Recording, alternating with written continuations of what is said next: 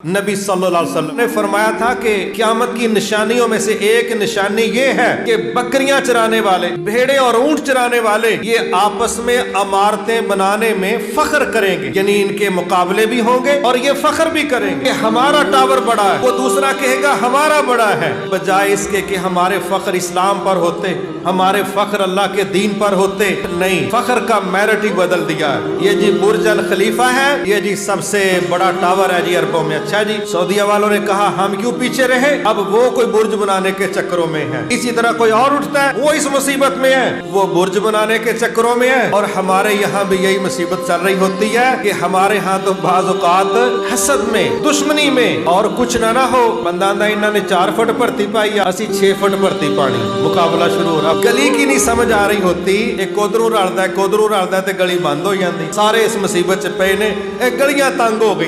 ये बंदा पूछे कोई जलजले नाल बाहरों को मिट्टी डिगी कि हम इस मुसीबत में पड़ेंगे कि शरीकों के मुकाबले में, पड़ोसी के मुकाबले में 2-4 फुट बुनियाद भी ऊपर होगी और कुछ ना होए ते फिर कबूतर वाले पिंजरे पुंजरे रख के नाल ही पता लगे असी थोड़े जो ऊंचे हो गए हैं। इस तरह के पंगों में हम भी पड़े हैं और इस तरह की मुसीबतों में हुकूमतें पड़ी।